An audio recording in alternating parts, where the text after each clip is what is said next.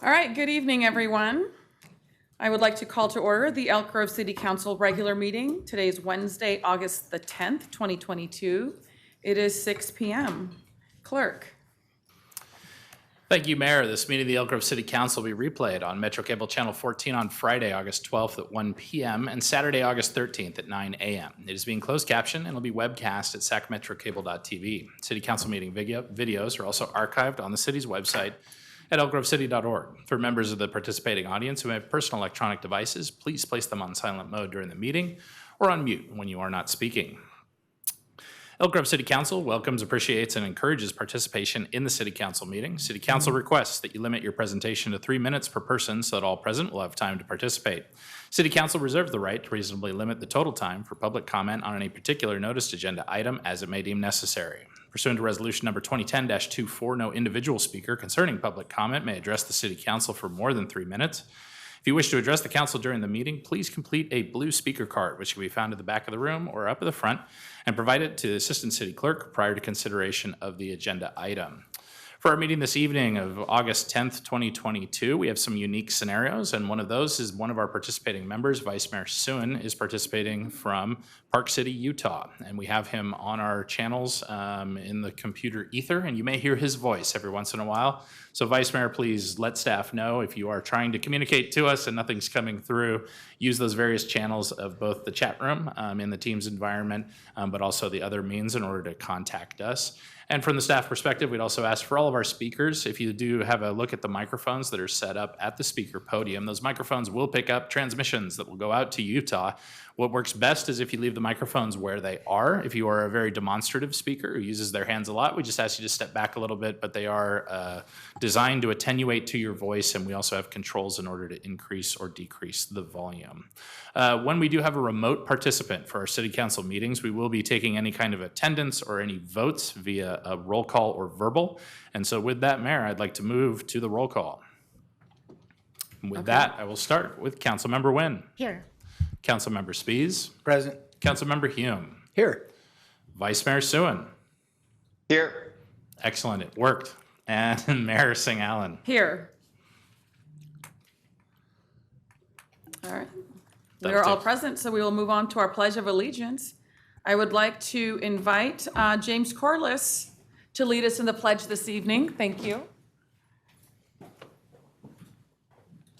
Pledge allegiance to the flag of the United States of America, States of America, to the republic to the republic for which stands one nation, under God, under God, indivisible, with liberty and justice for all. We'll get that coordination with. That was excellent.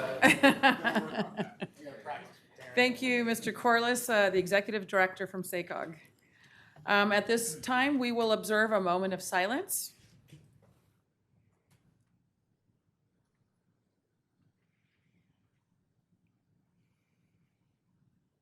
Thank you. Next up, we have the approval of the agenda. May I get a motion? Motion. Second.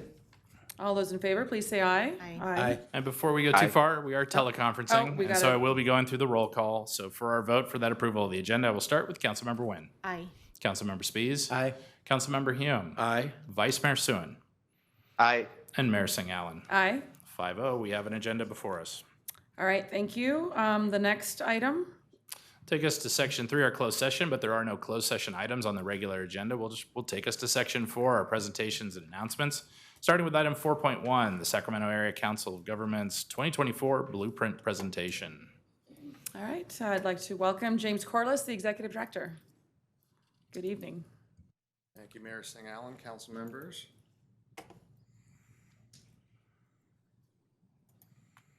It's all yours. I promise not to move the microphones or touch the wrong keys.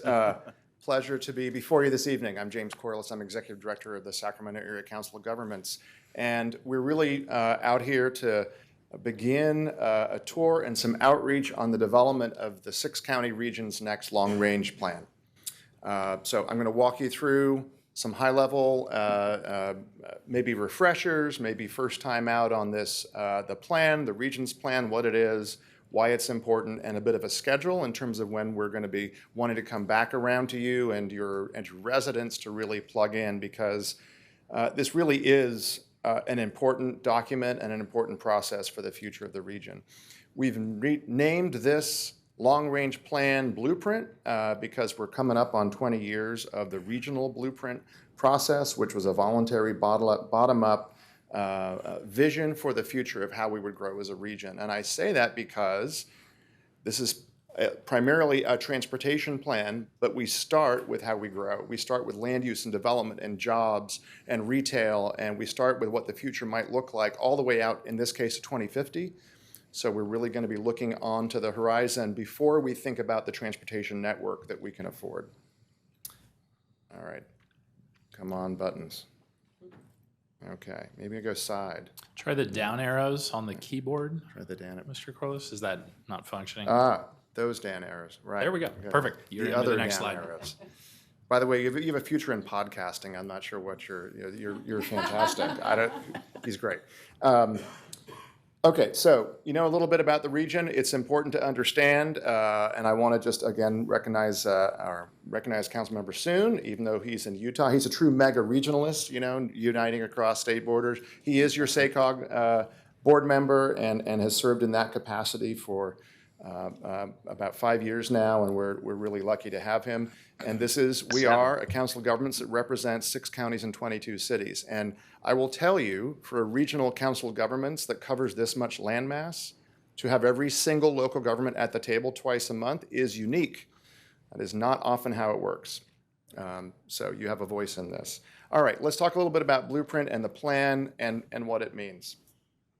This is a plan, if some of you have been through this process before, that is something we should do anyway, which is long-range planning, but it also has a number of state and federal requirements that we have to meet as a region in order to stay in compliance with all kinds of environmental and air quality and greenhouse gas emission laws.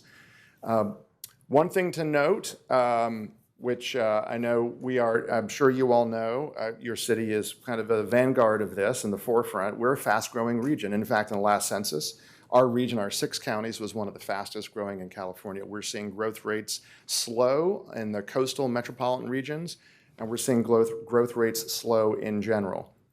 A lot of our growth is still ahead of us as a region, which is why our decisions around where we grow and how we grow are really important. However, we're also forecasting that towards the outer years of our plan, our growth rate's going to slow down.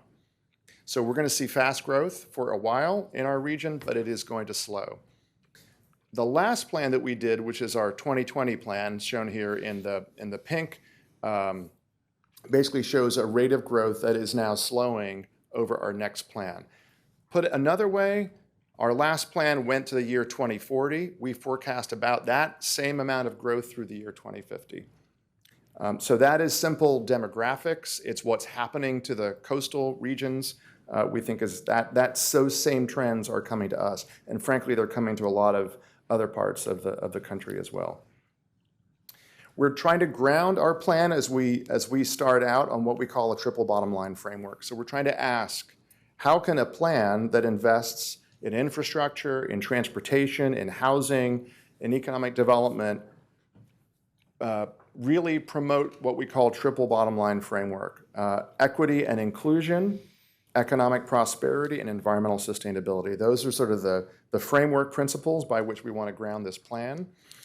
And as I said, of course, this is going to be a critical plan both for housing and growth and jobs, but also for a transportation network and how that transportation network can move people, can move goods, everything from your mainline freeways to networks of trails, to transit. And all of these things are really important to the future of your city and for Elk Grove, but also in the ways of trying to reinforce and reinvest in some of our existing communities, your old town, a lot of your existing neighborhoods that a lot of our infrastructure, maybe not so much in your city, but around the region, our infrastructure is failing and aging and crumbling.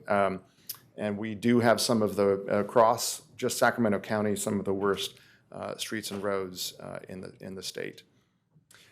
As we are trying to do a little bit differently this time around in our plan, we're trying to lift some of the constraints that we're typically governed by through state and federal laws and regulations, and we're really trying to ask a lot of what-if questions. So early next year, and I said we'll give you a little bit of a timeline about when to come back, we want to come back around to the region, to all of your cities and counties and to your residents, and to have all of you help us engage the public in a question and a debate and discussion around what are the potential possible futures for how we grow and how we move and how we house people.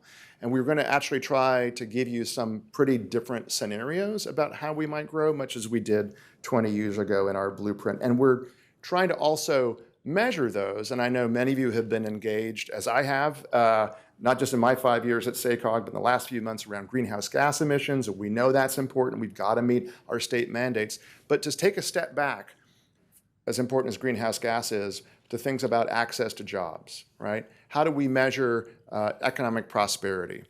How do we measure health? And actually, this next plan update, we're really excited because we think we're going to be able to actually look at both in terms of access to health care, also in terms of active transportation and our trail network and the safety of our streets. We'll actually be able to get an even air quality, ground level air quality, ozone, and the things that really particulate matter that have a huge impact on health. We'll be able to measure and look at in these different options for the future how those things might impact health.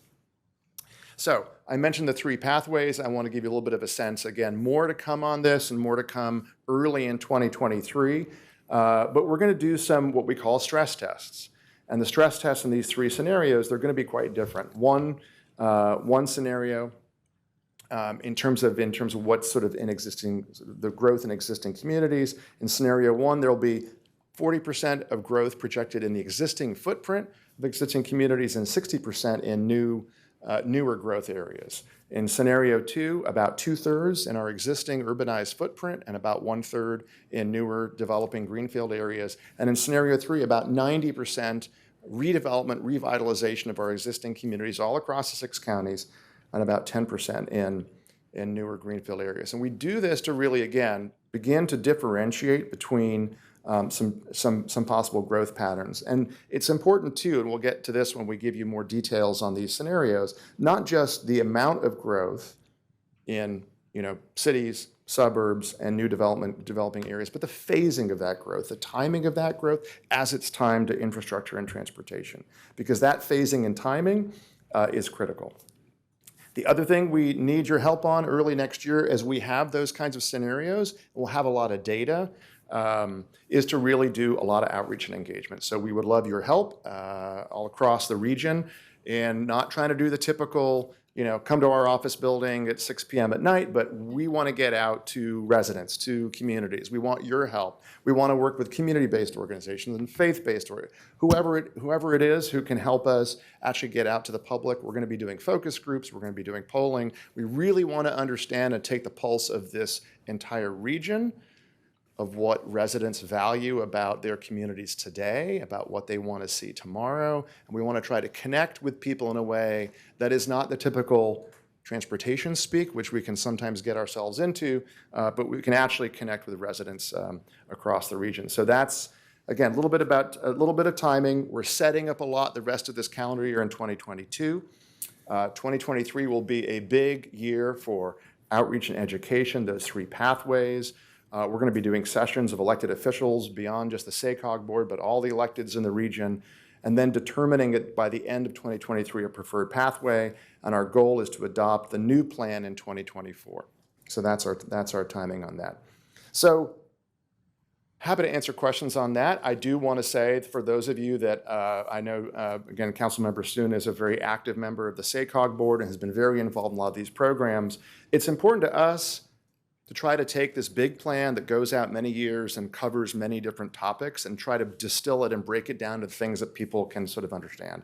We do our best. And we don't always hit the mark, but we do our best. For instance, we just released, I think, incredibly exciting regional trail plan. This is about building over 1,000 miles of trail to connect every single community in the 6-county region so that your kids, your grandchildren, everybody here who lives here now or will live here in the future could get anywhere not on a road, can get there by a safe, convenient, beautiful trail network. So that's a trails plan. We just released that. We worked with your cities and your counties and all the special districts, and we want to go get that accelerated and get it funded. We want the federal administration, we want the state of California to invest in this thing because we think it's visionary. Green Means Go is our program that combines housing and infill housing and housing existing communities, and even taking older strip malls and re-envisioning them as housing, and provide support for infrastructure to spark that kind of revitalization. We have a transportation funding round, which your city has done very well in the past. I know among other projects, we funded Cameron Road under the last funding cycle. This fall, that'll be coming up again, our transportation funding round. So a lot of that is all about how we implement the plan. And then just want to end on this note. Again, Councilmember Soon has been involved in this from our board's perspective. We are really excited, and actually just got to tour today the Sacramento Valley Station with President of Amtrak, Stephen Gardner, looking at a lot of our projects in this, not just 6 counties, but the 16-county mega region, right? So if we think about why is our population growing, we know a lot of that is births over deaths, but it's also about people moving up here from the coast, right? Lots of Bay Area migration, both to this region, Elk Grove, Sacramento County, Placer County, the foothills, and Tahoe, and to tie that growth together and to keep our economy strong on this armature, we have got to work hand in hand with the Bay Area, our sister agency there, Metropolitan Transportation Commission, our agency to the south, our sister agency, the San Joaquin Council of Governments. And this is some great work that 12 of our elected officials on our mutual boards have put together called the Mega Region Dozen. And these are the projects across our mega region that will tie our region together now and in the future. A lot of this is about really amping up passenger rail, and that's exactly what we were talking to the Amtrak president about this morning. We've got a bright future in this region. Imagine seamlessly and effortlessly getting between the East Bay and San Francisco and Elk Grove and Sacramento and Placer County, and someday soon we hope Tahoe and Reno, because that is now the elongated economy that we live in, and doing it through passenger rail. We think that's very exciting. This is just our trails plan that I just mentioned. We are, again, really hoping to stand that up, and we need your help and support getting the word out on that. We have been working very closely with our business partners in Valley Vision on a regional economic prosperity strategy to advance the economic E of the triple bottom line. And then finally, really excited about our Youth Leadership Academy. And no, youth commissions are many places, but we haven't actually had a regional Youth Leadership Academy until the last few years. We got high school students, and we bring them in for 6 months. We get members of Congress and folks in the legislature, and many of yourselves come and spend your time on Saturdays to talk to high school students about the importance of civic engagement, about the importance of regional planning, and this kind of level of planning that honestly a lot of people don't know about, kind of between the local level and local government and the state level and the federal level. So we love our youth leaders. We think someday they may be sitting in these seats, in our board seats, and we sure hope that's the case. So that's a little bit of an update of our plan, how we're implementing that plan already, and honestly how we're going to need a lot of your help and input next year in 2023. I've got some fantastic staff here. If you have any hard questions, they're happy to answer them. That's Clint Holtzen and Dov Caden and Hannah Shuden, who really have put this presentation together and working very hard on the plan. It is I don't mean to be too lighthearted. It is a really important plan. It's really important we get it right. It is the document that does many things, including just abiding by state and federal mandates. It is the document that many of you at the local level will go out and actually try to win grants on. It is the document that when the state and federal governments say, what are you doing for equity? We point to that plan. It's not a checkbox, but there's really genuine efforts around doing equity and inclusion in a lot of our infrastructure projects. So we're proud of it. This is a big lift. We're trying to do this a little bit more intensively and with a little bit more engagement than we've done in the past. So with that, I'd be happy to answer any questions. Thank you, Mr. Corliss, for that amazing presentation. I will turn it over to our Vice Mayor to see if he has any questions or comments before we open it up over here on the dais. So Vice Mayor Suen, the floor is yours. Thank you, Mayor Allen. And James, I want to thank you for taking the time to come out here and present to our city. I know you're making the rounds. As all of you have just heard, he does a fantastic job of condensing so much information down into a small time frame, of which my colleagues know I'm horrible at, but I will do my best. I want to first commend James and his team for the work that they do.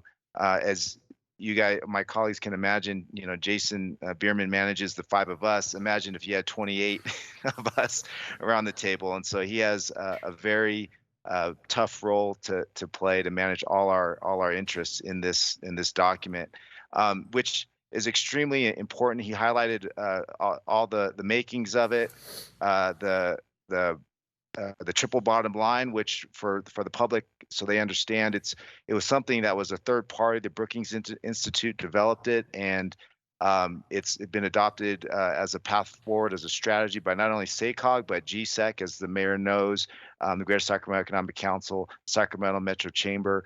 It's widely accepted, and everyone is trying to implement it at this time. These other programs, the regional trails, the Green Means Go, the mega region, all these are ways for us to band together to better all our communities. I want to acknowledge Councilmember Hume's work on the San Joaquin Valley Rail board. That's obviously instrumental in us getting connected with the Bay Area. And then Green Means Go, getting our redevelopment dollars. We advocated that together. All the jurisdictions in the 6-county, 22-city region, we all advocated through our legislators. So Assemblymember Cooper, Senator Pan for our area, helping out and trying to get funds, which we were successful at. And so it's just been a huge team effort for this document, and Green Means Go and this document. And so it's vitally important, as James mentioned, for not just federal dollars, but air quality. As the mayor knows, sitting on the Air Quality Management District Board, air quality drives everything from our health, but also from funding to the federal government and these transportation projects. So this document is not only a vision of how we want to grow, but it also, in the end, will drive our ability to obtain federal and state funds for the projects that will help our city and our region. It's just been an honor, actually, to serve on this board as an alternate, I think, since 2015, and then officially, I think, since 2016. But I'm passionate about this work, as you guys can hear. But I just, again, want to thank James, but also, I want to also acknowledge CJ, because Christopher Jordan has been just a huge asset for us as the city of Elk Grove, working with the SACOG staff for our growth numbers, which drives affordable housing as well, and how we're planning in the region. All these the things that Christopher has been able to articulate, what we're doing with the South Camera Urban Areas Study, what we're trying to accomplish with Camera Road for our jobs center, how we're trying to do infill housing and different housing product types. All these things, Christopher has been able to communicate in a strategic and a compelling way that's afforded us, our city, to be successful in advocating within SACOG, frankly. So all of that, again, I'm gonna bring it back to the importance of this document for the region and for our city. And so with that, I'll turn it back over to the mayor. Thank you very much. Thank you, Vice Mayor. Excellent comments. Councilmember Hume? Nice to see you, James. See you, Councilmember. Okay, that was short and sweet. Okay. It's Wow, okay. partly because our Vice Mayor really spoke so eloquently on so many points. I was worried I might have to move the 10 o'clock rule if he went on much longer. So, Councilmember Spies. Yeah, I'll leave it to Councilman Soon to squeeze the juice out of the grape. But I do want to thank you for being here this evening. I look forward to working with you and with your team over the next couple of years. Thank you very much for being here tonight. Councilmember Nguyen. Just real quick, I want to thank the Vice Mayor for really his engagement in SACOG. And as he said, for many years, I'm an alternate, and I've only been able to attend 2 meetings, and I wish he would miss more so I can attend the meetings. But the only time I can attend is when he's not there.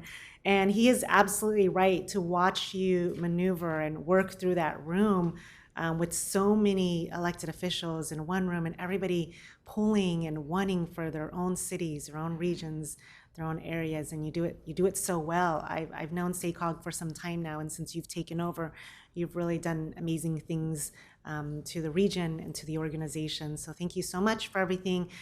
This is a great blueprint for us to work off of. As you talk about, and the Vice Mayor talked about how this is something we can take to get grants. I think locally, as somebody that runs a nonprofit organization, these are things that I would as well use too to gather money for my organization to be able to serve the community that I work with who struggle with some barriers around this. And so thank you so much. Yeah. Thank you, Mr. Corliss, again. And, you know, as mayor, I've talked to other mayors, city council members, and you have a great reputation of really seeing the bigger picture and maneuvering and working within, you know, a very diverse group of elected officials and managing a lot of different personalities and ideologies. And then not everyone can do something like that. So I commend you for your efforts. And most importantly, being sort of that visionary leader of the organization. When you concluded your remarks with, you know, the meaningful work that you do on equity and inclusion, that it's not just a checkbox, that you do and invest in the work.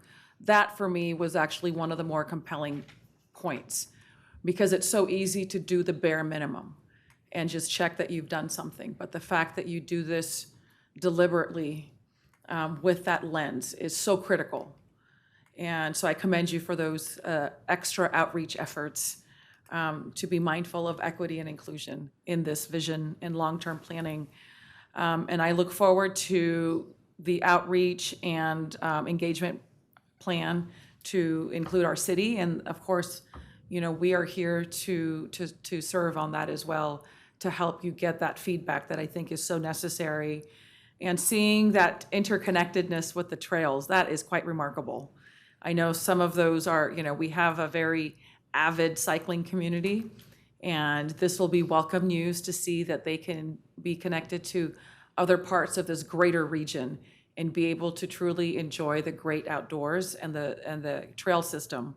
So thank you again for a fantastic presentation, and I'll turn it over to you if you have any other concluding remarks. I expected the hard questions. I was going to, but thank you, and Mayor Singh-Allen, to your point, because I want to emphasize the equity inclusion piece. You sort of congratulate us for doing this. I don't think we're doing it well. I want to be honest. I think we are trying. I think for too many years as an agency, we didn't ask the right questions. We did check boxes, and I don't think that's good enough anymore, right? In a region that's so diverse as ours. So I just want to be very clear about that. I've got a fantastic staff. Some of them are here who are passionate about this, but we also, really in the last 2 years, we have kind of taken small baby steps on equity and inclusion. And we have a race equity inclusion working group, and I just want to commend Vice Mayor Soon for being part of that from the beginning, for being, Councilmember Nguyen, you said being engaged. You've got a very engaged board member, and on that topic in particular, I have huge respect for Vice Mayor Soon and the passion he's brought to it, his own experience, his asking questions and being relentless on it, because it's not just about winning a grant and not checking boxes. Of course, none of us want to check boxes, right? But it is about recognizing, I think, the barriers that many people in our region still face to get access to opportunity and to healthcare and to work, and to try and knock those down and to understand the big work we have to do still on racial equity and inclusion. So hats off to Vice Mayor Soon. And finally, I will just say, I know we are going to have harder conversations than tonight, and I know we're going to go back and forth on our plan, and this is the tension of regional planning, is your local vision, your local plans, the regional vision, the state mandates, the federal mandates, the funding that we all want, right? And all I would say to you is my commitment is to have an honest conversation with you, tell you what we think as an agency, and to have an honest dialogue. And at the end of the day, here's what keeps me up at night is I think when most people in California who are in positions of power say Sacramento, they think of a Capitol dome. They do not think about the incredible region we live in. We have a lot of work to do, and we will only be successful if we lock arms. That doesn't mean we won't disagree sometimes. We have to lock arms beyond just Sacramento County. Of course, I'm going to say that because we're 6. But even right into the Bay Area and reaching down in the valley, like we will only win if we are actually a team. So I appreciate the presentation and your Thank you, and your thank you feedback. for recognizing that, I can tell you, most government entities will just do that checkbox, and recognizing that you do have work to do with diversity and equity and inclusion, that you are focused on that and that you're committed to that. Those are the, those courageous steps that are necessary to actually do the work, is to recognize the importance of it. So thank you for that. Thanks. Thank you. All right. We will move on to our next item, which is public comment. And let's see here. We have one speaker, Fong Nguyen.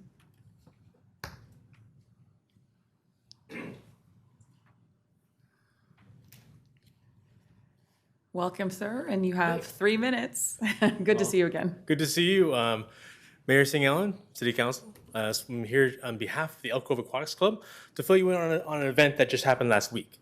Last week, we hosted the Western Zone Age Group Swim Championship at the Aquatic Center. And it really was a culmination of about 3 or 4 years of planning. So we brought athletes from 13 of the Western states of the United States into our community, staying in our hotels, eating at our restaurants, shopping in our stores, and ultimately competing at that pool. And I can tell you from my experience there that everyone walked away just blown away. Not just with the facility and the opportunity to compete at such a high level in such a beautiful place, but with the community as well. And in our interactions with all the USA Swimming officials and people that just came to visit to see the event, because it's the first one that's been held since kind of the COVID shutdown sort of things, everyone was just super stoked on how involved the community was, from the city to the folks at District 56 to all the folks at Explore Elk Grove who interacted with the folks traveling in. Just was an incredible experience for everyone involved. So for all the athletes, team managers, coaches, officials that came in from all these states that may not have known where Elk Grove was on the map, they know now. And they're super stoked to come back and excited about the opportunity to potentially compete again in our community and to participate in that facility. One of the coolest things was after the event, they took all the lane lines out and they had an after party. And the folks at District 56 were kind enough to help us to, host, all the athletes in that facility with the pools all lit up. And for the athletes, the most exciting thing was for the water slide to be open. So you figure after 4 days of racing, they'd want to get as far away from the pool as possible, but it shows you what I know. They were super stoked just on the slide. So to see that place lit up, the live band from the School of Rock there playing music. We had members of the 501st Stormtrooper Legion out there to take photos with the kids and just kind of make it an event. And so I think everyone that showed up, they know where we are now. And they know that our facility is up to par. And as a group, we can support events like this that can bring folks from all far and wide to our community. So thank you for that. Thank you, Mayor St. Ellen, for coming out on our first final session, speaking to the athletes, speaking to the folks there. Say everything was a lot of fun. So that's all I got. Thank you. It was a great event, and it's just nice to see the children competing. For anybody that made it out there, it was wonderful to see, and all the volunteers that actually put this together. That's quite remarkable. So kudos to you, and it was a pleasure. Thank you. Thanks. I have a what? We have just a procedural item as Oh, well, yes. Mayor. So whenever we have a public comment opportunity, we'll be touching base with the Vice Mayor in Park Yes. City, Utah, to see if he has any members of the public that desire to speak. Yes, and I see a hand raised. Thank you. Vice Mayor Sun. Thank you, Mayor, and thank you, Jason. No, nobody from the public. I just wanted to quickly add in kudos to Fong and his work with the Gators. A lot of people don't know how many years he's been involved with that, and if it weren't for him, they might still be practicing at the pool up at CRC. But he brought that team over and he's just done a great job in expanding them and bringing these huge regional and interstate events to us. So I just wanted to acknowledge him for that. Thank you.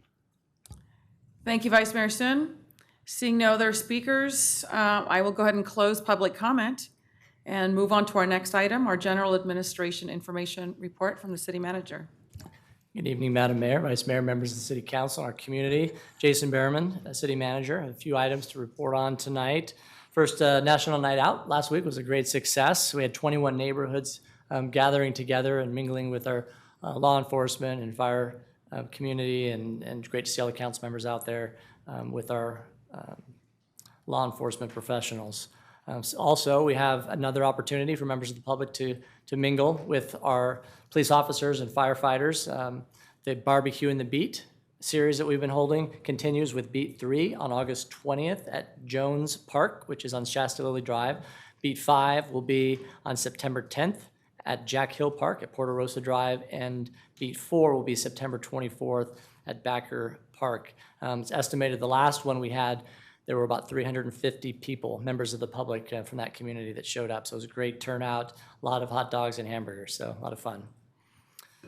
Republic Services is 2 weeks into the process of delivering new carts to Elk Grove neighborhoods. The new carts are being issued to comply with state mandates to specify the colors for each use: black for trash, blue for recycling, and green for organics waste. With more than 60,000 households in the city, this will take a while, so carts are being distributed to neighborhoods on those service days. When all 3 carts are scheduled for service, distribution will continue through the end of this calendar year. The city, Sacramento Zoological Society designers will continue to engage with the community as a special meeting on the City Council on August 17th at District 56. During the session, Elk Grove residents and interested community members from across the region will have a chance to review conceptual maps for the potential zoo, talk about animal conservation, and even meet some animals. This is being posted as a special council meeting to comply with state law because a majority of council members are expected to attend, but no decisions will be made at that meeting. Details are available on the city's website. As part of our celebration of Diversity Awareness Month, the city has partnered with Explore Elk Grove to host Diversity Dining Week on August 19th through the 28th. Residents will have a chance to explore local cultural cuisine and take advantage of great deals on the Elk Grove Local Pass. Learn more at elkgrovelocalpass.com. Applications are now being accepted through September 9th for the Disability Advisory Committee's Accessibility Award. The Accessibility Award recognizes individuals, businesses, or organizations that go above and beyond for individuals with disabilities. The committee will review applications, and the City Council will recognize honorees during Disability Awareness Month in October. Applications be accessed from the city's website.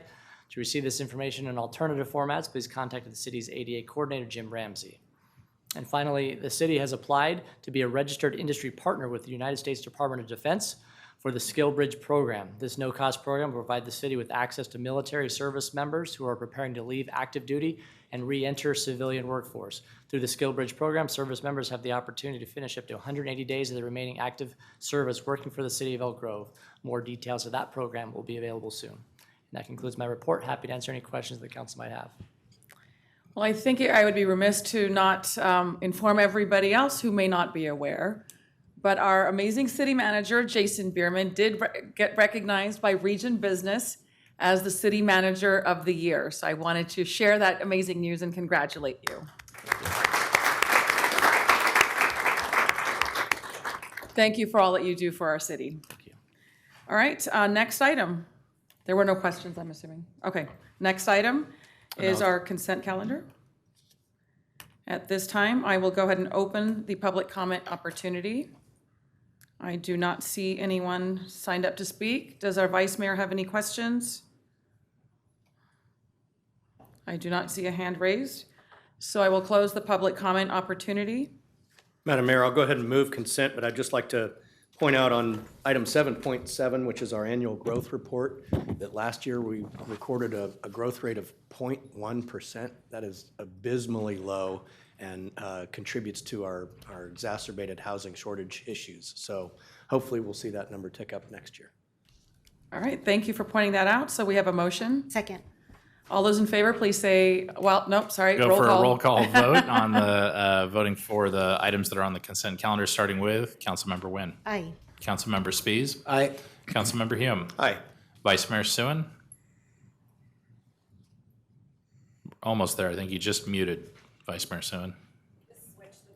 And hold on, display one more time. Try that one more time, Vice Mayor. Aye. There we go. And Mayor Singh Allen. Aye. All right, we will move right along. There are no public hearings, so that leads us to 9 regular agenda action items and recommendations. Item 9.1, receive an update on city council priority projects.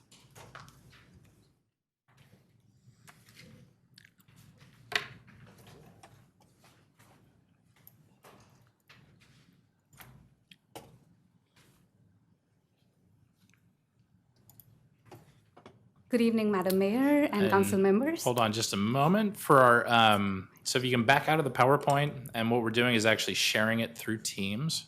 So there should be a Teams environment open on the desktop, and you just hit the share up in the corner, and you should be able to pull up your PowerPoint from there.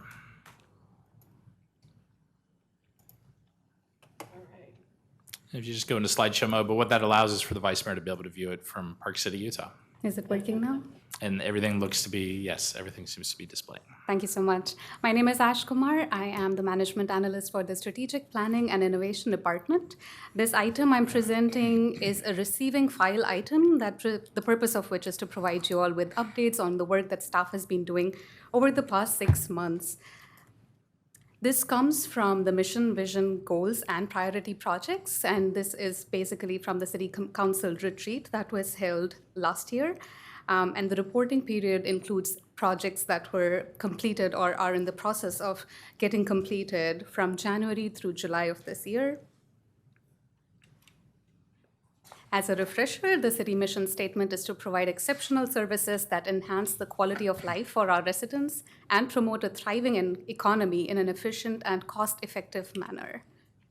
The vision statement is that Elk Grove prioritizes a superior quality of life for all that builds upon the community's diversity and heritage through safe, welcoming, and connected neighborhoods with a variety of residential, educational, and employment choices and amenities that create a sense of place. Here we have the city goals. We have 4 city goals implemented by the mission and vision. Each goal is identified by our logo. As you can see, it's a vibrant community and sustainable economy with diverse businesses and amenities, a safe and resilient community, a high-performing and financially stable city government, a city with infrastructure that meets its current and future needs. The priority projects, while we won't be going through all 30 priority projects, as they are at various stages of completion, we will be highlighting a few of the projects. And broadly, the projects have been organized into these 5 areas that are civic amenities, transportation, community development, community safety, and city operations.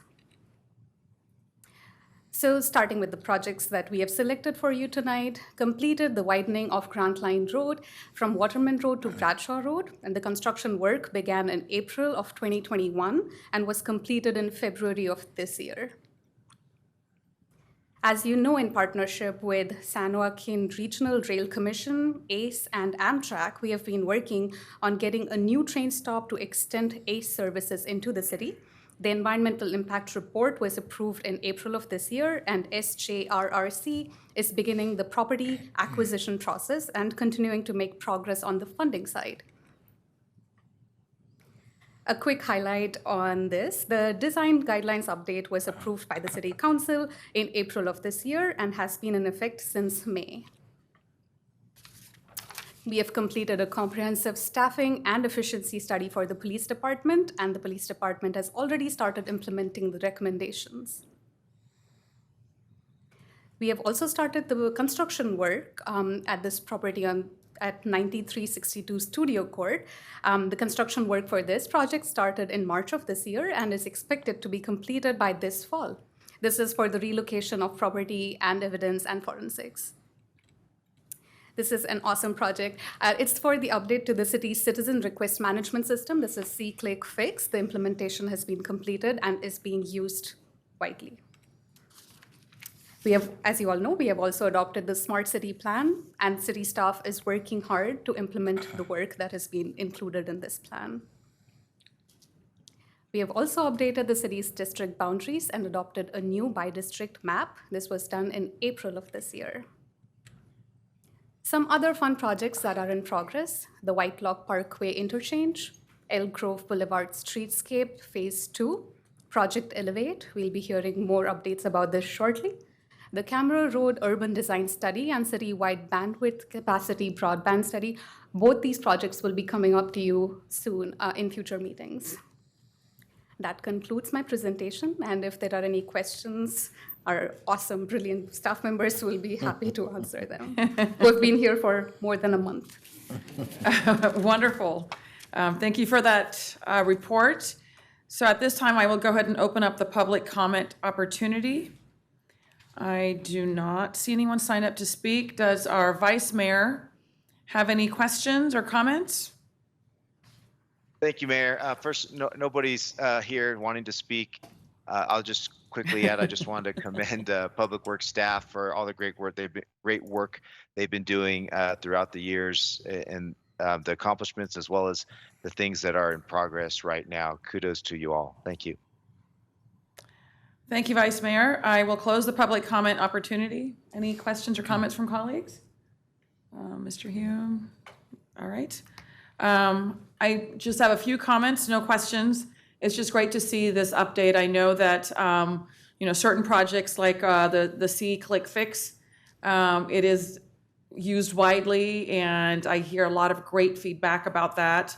The San Joaquin Regional Rail Commission, great to see an update on that. It will definitely allow us to be better connected, not only to our region, but also help reduce that the traffic congestion, and of course the widening of Grant Line. So I look forward to seeing these kinds of updates as the year goes on. So thank you, Ms. Kumar. We will now go on to our next item, and that is 9.2. Receive an update on Project Elevate and consider a resolution authorizing the city manager to execute an exclusive negotiation agreement with Hines Interest Limited Partnership, CEQA exempt. Welcome, Mr. Doan. And Mr. Doan, you'll want to jump back into Yes, the sir. Teams environment. Excellent, sir. Yes, I'm going to do that as the next step.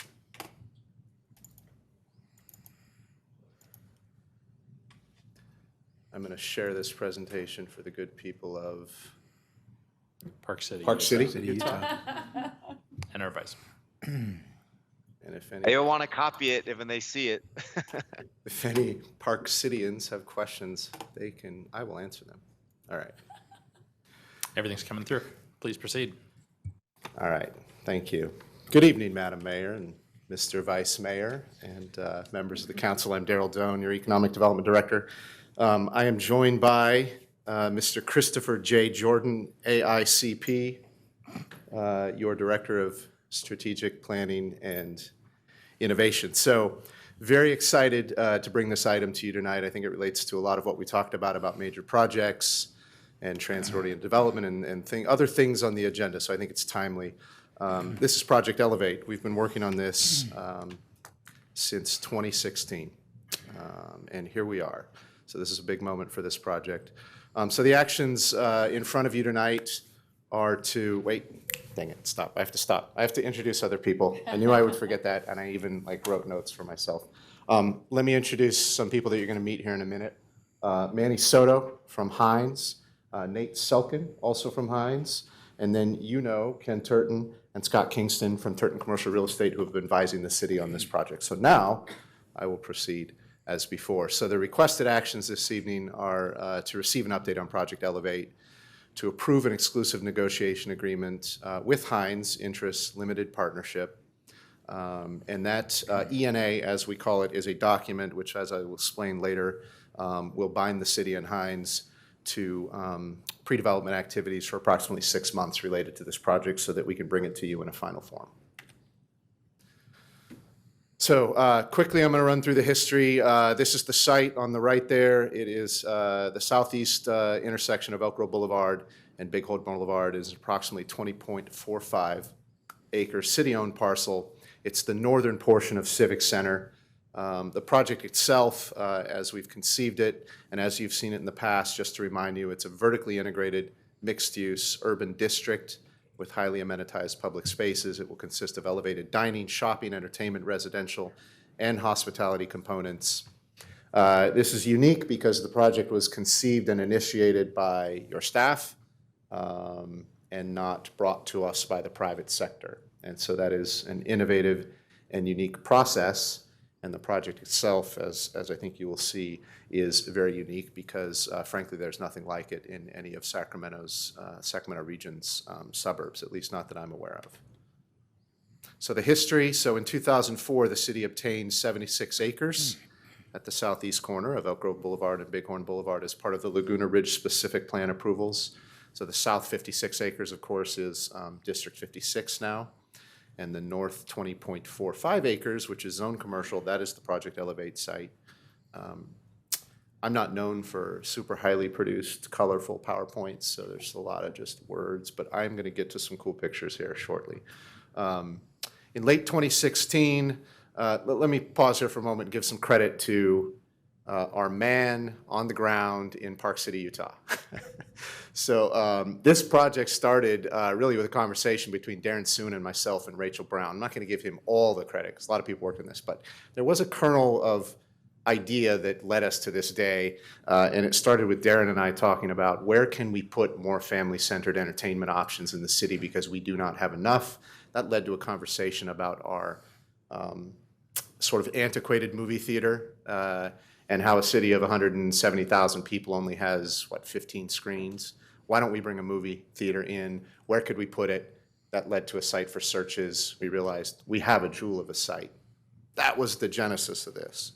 And staff kind of took it from there. So in late 2016, we began looking at this site and thinking of doing what's called a lifestyle shopping center concept. That's like Palladio or the Fountains, Palladio in Folsom, Fountains in Roseville, this sort of elevated outdoor shopping concept with a lot of cool public spaces that you go to for a long time and hopefully spend a lot of money. We explored that vision with a series of local developers. We also spent some time looking at sort of upscale hotel concepts that we could bring to the site. By early 2019, the whole concept had evolved to a truly mixed-use urban district, a neighborhood, if you will, built on a traditional street grid. In February of 2019, we presented some of these ideas to you at your council retreat, and you told us, looks good, keep working. So in mid-2019, we assembled a team, our own team, again, unique. We hired an architect, we hired a landscape architect, we hired a civil engineer, we hired a group to do a market analysis, and we hired a group to do a financial analysis. The idea was to establish our own vision for the project, then go to the marketplace seeking qualifications from developers who could do it, rather than asking them to propose the vision to us. That's the unique part. Initial design concepts were shared with the public at a workshop in September 2019. We didn't quite know how people would respond to a dense urban project in the heart of our very suburban city, and the majority of participants loved it. We made further refinements to the concept and continued to develop it. In August 2020, Christopher and I brought to you, actually it was Christopher, not me, he brought to you an update on the project to get your buy-in on the vision, which you endorsed, and to ask you how we might proceed given the uncertainties of the pandemic and the, I don't want to use the word recession, but the economic uncertainties during that pandemic time. So you did endorse that vision. You gave us direction to pursue development as and when we are able, given those uncertainties. You also declared the property surplus, which is required by state law, and that process is now complete, meaning we can sell the property for commercial development. That surplus process did, however, trigger a 15% affordable housing component in the finished development. In 2021, we engaged Turton to help us market this site and opportunity to qualified developers. In August 2021, you approved a contract with Turton. Turton has done some great work. In January, we put out a offering memorandum, which is essentially an RFP, and in April of 2022, we received 4 proposals, including one from Hines. There's a lot of history here. We reviewed those proposals, we ranked them. Turton ended up recommending Hines as our development partner. That's what we asked Turton to do for us, is to find us that developer, recommend that developer, vet that developer. They did all that work under their contract. In June 2022, we took Hines's proposal to our Economic Development Ad Hoc Council Subcommittee, which is composed of Messrs. Hume and Suen, and well, I will let them speak for themselves, but they seem to like the ideas, and so here we are. And tonight, again, we are recommending that we enter into that ENA with Hines. I've been over this. Our vision, a dynamic mixed-use district with an elevated quality of place to serve both the local and regional population. That's why we call it Project Elevate. We want to elevate the quality of architecture, of design, of density, of walkability. We want best-in-class amenities. We want it connected back to District 56. The vision that you endorsed in August of 2020 is here in plan. So broadly, it's a long central spine going north from District 56, connecting to Elk Grove Boulevard. Extremely well-designed, beautiful outdoor public spaces, creating long linger times, lined with what we hope to be very experiential, very boutique, very high-end retail, a mix of local and national credit tenants, and then the mixed-use elements, the office, some extensive housing, structured parking, which Elk Grove does not have, that would be new, and on the south end, across from the community center, a hotel. These were the images that our architect rendered for us that kind of show that density. These are 4- and 5-story buildings built on in our vision, built on a traditional street grid. I think that's self-explanatory. This is another view looking north from District 56 to Elk Grove Boulevard. Again, this is not a huge site. It's only 20 acres. Only 17 of it is net developable. This is really packing that box with that urban sort of midtown style density. There's a view from the sort of internal plaza, or that A Street going north and south. You can see just some of the great entertainment and shopping activities going on with these really excited people in these images. There's some more excited people. Okay. Let's talk about Hines. That's the purpose of our discussion tonight. Hines is a 65-year-old international developer with extensive urban mixed-use experience. They're based in Houston, Texas. For this project, they are partnering with Gensler. If you haven't heard of Gensler, Gensler is one of the top international architects in all the land. They are, Hines is top-notch. Gensler is also top-notch. This is a top-notch team, frankly, better than I would have expected.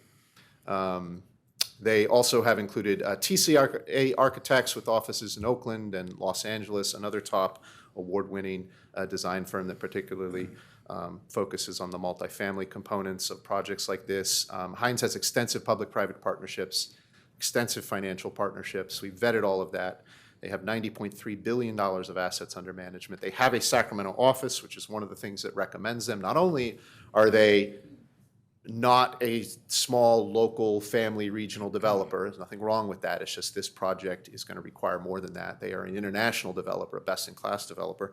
They happen to have a Sacramento office. It was established in 2002 with 27 employees, and that office alone is managing $818 million of assets. This is some more propaganda about Hines from their very excellent proposal. Some of these slides are right from their proposal. You can see the quality of even the work on the proposal stood out. This is the team. Dusty Harris is based out of Salt Lake City. Manny Soto, who is here tonight. And in the bottom right, Nate Selkin, who is also here tonight. And then you have the architects and the construction manager. Already told you this, but on the right, you can see some of the projects that the Sacramento office has done. They're doing a multifamily housing project in Natomas called The Fountains. They developed and managed the much ballyhooed Centene campus in Natomas, 660 J Street, a mixed-use building. They know what they're doing. These are other projects that they presented to us as evidence of their capabilities and qualifications. West Edge in Los Angeles, which staff is going to try to make time to go to visit. We asked them, what is the one project you would want us to see to be indicative of your capabilities? And they identified West Edge. projects in Washington, D.C., San Diego, another Washington, D.C., North Carolina. There's on the middle right is the Natomas Fountains in Sacramento. Bottom left is Centene. They're also responsible for the PGE redevelopment in San Francisco, which is a mixed-use development, I believe, on top of a train station, and the very iconic Salesforce Tower, which is a new addition to the San Francisco skyline. So this is their site plan and their development proposal. Now, this is different than the city's vision, and we expected that, right? Our vision is just that. A developer is going to look at that and say, how can we develop something along the lines of the city's vision, but do that in a way that responds to, frankly, market realities? And so this is what is being proposed. You can see that it cuts up the grid system that we envisioned with really a single street, but then creates these public, I don't know if I have a mouse here, all right, these sort of public spaces, including a very large public plaza and gathering space ringed by retail. Rising above that would be residential, this paseo that connects that plaza up to Elk Grove Boulevard, a corner park at Elk Grove Boulevard, which would create a sort of a key visual termination on Elk Grove Boulevard, an entrance into this project. And then this greenbelt, which you'll see in a minute, is a quite attractive piece that kind of takes what is today just grass that we've set aside for future transit and turns that into an attractive sort of walkable space. Incidentally, this is a transit-ready site because we have preserved that transit corridor from CRC all the way down through the city. And this is why there's that green belt there. But transit-ready is important because when transit finds us, right, whether that be light rail, whether that be bus rapid transit, this site instantly becomes a transit-oriented development. We won't have to upzone it. It'll already be there.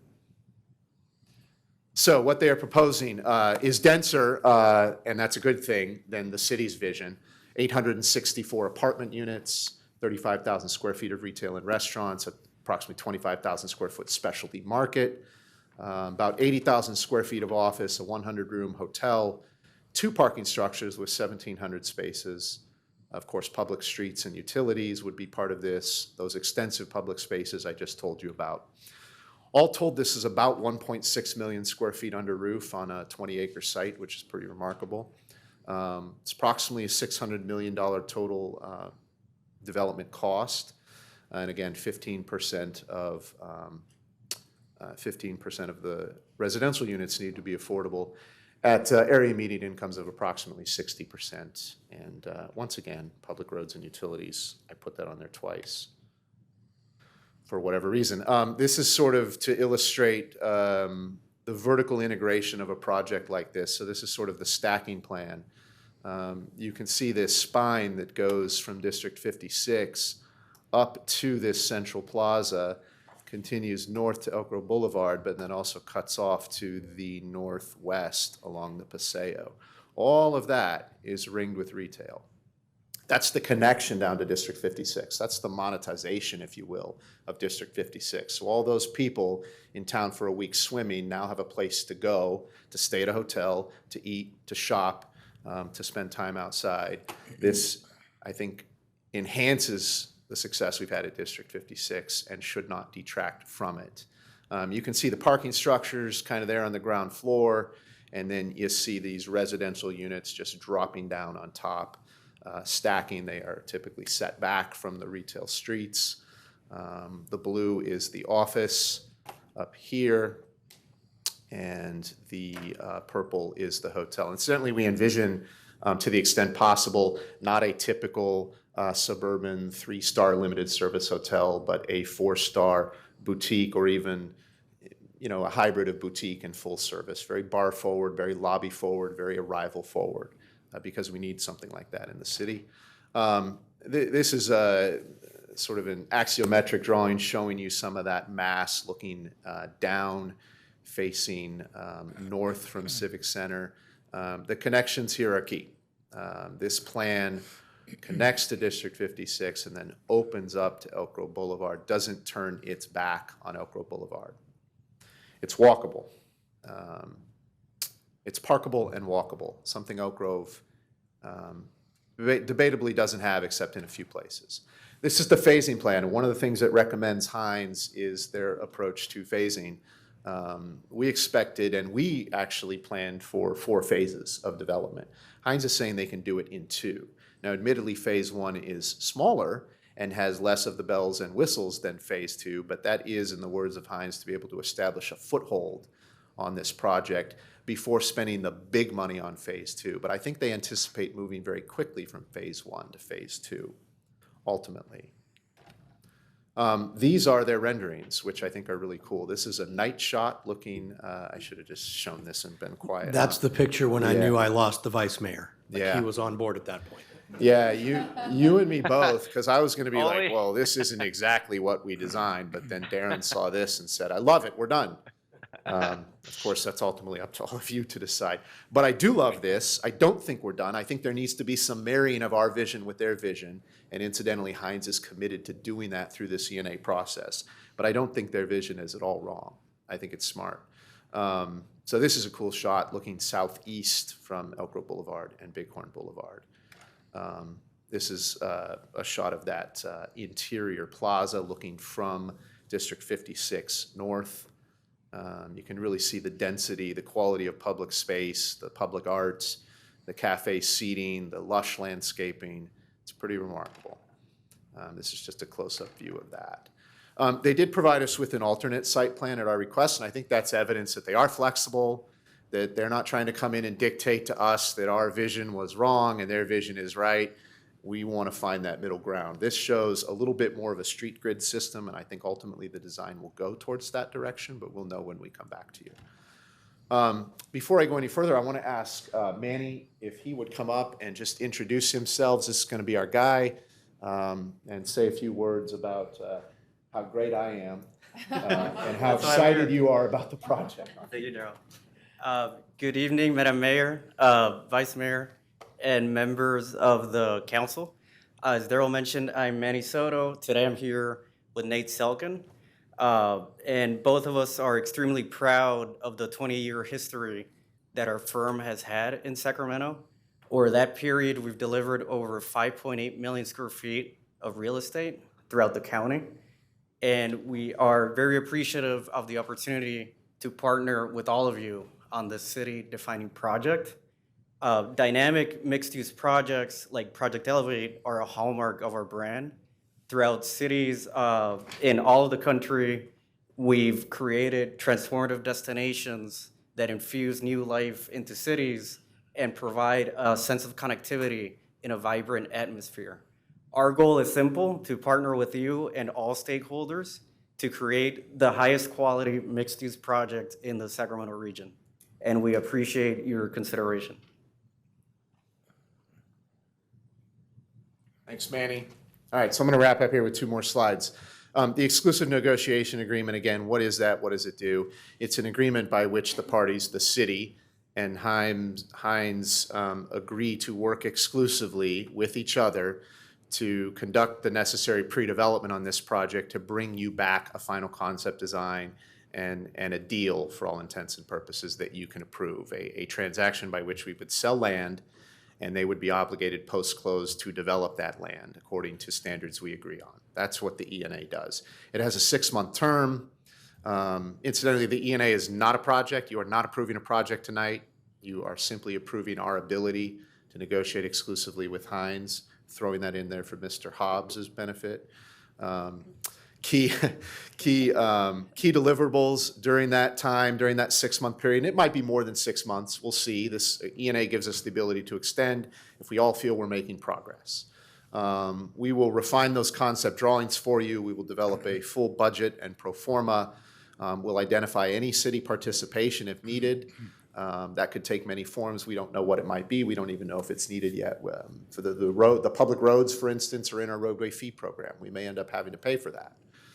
Or reimburse the developer for that, but that's okay because it's in our roadway fee program. So there are ways we can participate without breaking the bank, and that's what we're going to be looking to do if that's needed.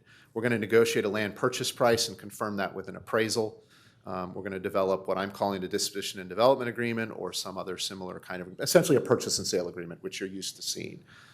The difference here is there will be development obligations that will last many years beyond the closing of escrow. What those development obligations are, the schedule we all agree upon, and then we'll bring all that back to you, and you'll get to hopefully approve it, but certainly consider it.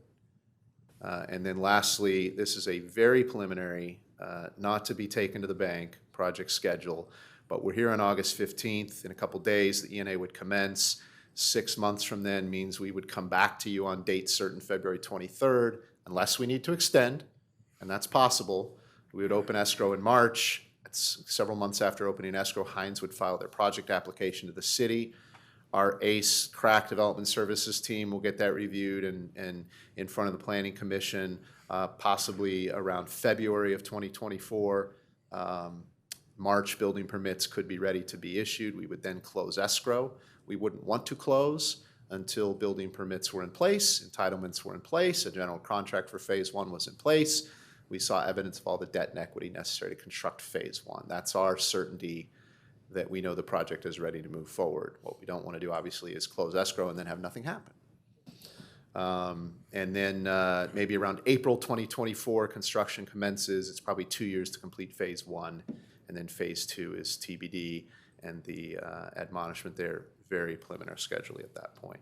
I have certainly said enough. I will stop there and would entertain any questions you might have of me or the team. All right, thank you Thank for you. that presentation. At this time, I'll open up the public comment opportunity. I do not have anyone signed up. Does the vice mayor have anyone speaking from Park City?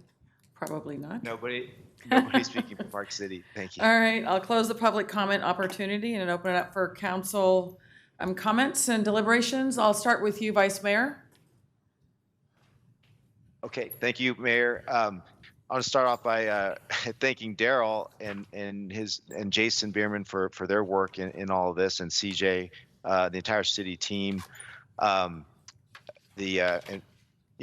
not just for your work, but the recognition of needing to bring in expertise to do everything that's been done so far, from Turton to all the consultants that came up with these concepts. And by the way, for clarification, this one piqued my interest. I didn't jump from ours right away, so I appreciate the marrying comment. I think we'd like to hear more about that as it goes forward. But this is one of those projects that, from our council, from setting a policy perspective, it is transformative for this city. It's one of the few that are in the works right now that will be really memorable because it's one of the first. And Daryl was kind enough to mention the conversation, but really all of us have heard, and all of us through our own lived experience have wanted something, to do, so to speak, here in Elk Grove, and more entertainment driven things, higher retail options. We've all wanted that. And so it's just really exciting to see that this concept and vision has come this far, and I'm really excited to take the next step. I believe that Hines is the right partner to continue this forward with, and I look forward to moving things ahead. So I'd be happy to make a motion on that note. Thank you. Thank you, Vice Mayor. Councilmember Hume? Thank you, Mayor. Yeah, I echo everything Darren just said about the process in this project and what it means for the city. And Mr. Soto used the term city defining, and that's really what this could potentially be. It's probably one of the most exciting projects that has come before this council, certainly, and even during my tenure, the entire tenure, even going back to Planning Commission, for what it can do to sort of establish a different paradigm for suburbia. This is the proof of concept that if we ever want the Camera Road Urban Design Study to be more than just fancy pictures and big ideas, this proves that it can happen. And we're seeing sort of a microcosm of that with the Railroad Street development and what's going on over there. That if we want young professionals, if we want empty nesters, if we want people who want that walkable, more urban lifestyle, but want to be in Elk Grove for all of the reasons that Mr. Nguyen mentioned earlier, relative to the swim meet, these are the types of projects that make that happen. And I am so excited to have the work that Turton produced to bring Heinz to the table. There were 4, I think, of people that made the final cut, proposals rather, that made the final cut. Heinz, I think, stood out, and to everyone, to a person within the industry that I've mentioned their involvement, the eyes get bigger of like, really, you got them to come on board. And in fact, somebody who I respect and has been in the land use consulting business for a very long time, says he ranks them among the best development partners he's ever worked with. And so I think we are lucky to have them. We're lucky that Turton put such a great effort into bringing them on board. And the end product really could be something that the city will be proud of for years and years and years, and something completely different than what we've had. The one caveat that I would say, as you're working on phase 2 many years down the line, is to create maybe a mid-block access point, given that is our transit corridor, so that they're not having to walk either up to the far north or far south corners in order to get into the interior of the site. But I think it's exciting. I think it's beautifully presented. I wasn't joking when I said that one picture really was where the mayor got, or the vice mayor got stars in his eyes and decided that was it. And so I will vehemently second the motion to approve DNA. Thank you. Councilmember Spies. Wow, yeah, I don't have a better word than that. You upped the ante on me there. No, I do want to thank staff for working on this, and Turton and Heinz. We're really glad to see this. It is very exciting. I'm looking forward to moving on to the next step. So thank you all very much for your work thus far. I appreciate it. Councilmember Nguyen. I won't echo everything that was said. I think the vice mayor and Councilmember Hume said exactly everything that I thought. And just for the record, when I saw those photos, I thought, I'm done, sign me up. I think this is great, right, as well. I will also share that when we went to Austin, Texas with Miss Rachel Brown, and we toured a facility or an area that was very similar to this.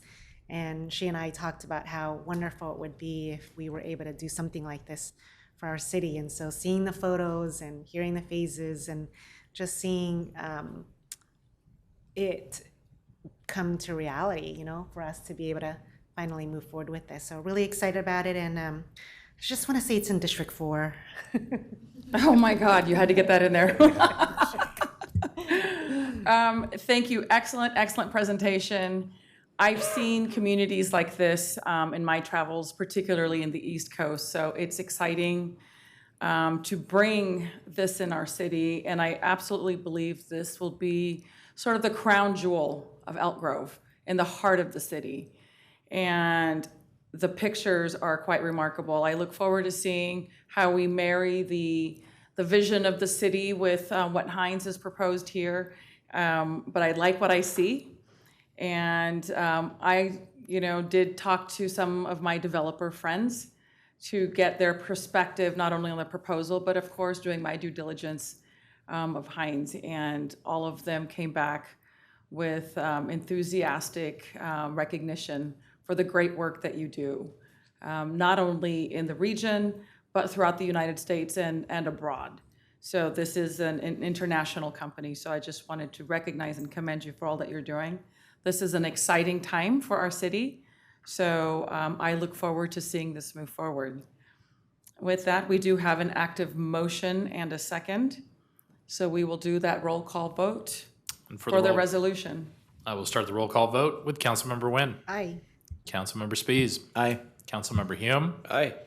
Vice Mayor Suen. Aye. And Mayor Singh Allen. Aye. That resolution for item 9.2 will pass 5-0. All right, congratulations. All right, we're on item 10. Council comments, reports, future agenda items. I'll start with the Vice Mayor. Do you have anything you wish to report? The National Night Out was already mentioned, so just nothing further to report. Thank you. Thank you. Councilmember Nguyen? I waive my time, thank you. Councilmember Spies? Waive my time, thank you. Councilmember Hume? I just had an RT meeting on Monday, but nothing to report, so I guess I'll waive my time. All right, I have nothing new to report, so thank you, everyone. I will adjourn this meeting at 7:19 PM. Have a great evening. Thanks, everybody, for accommodating. Appreciate it. Bye.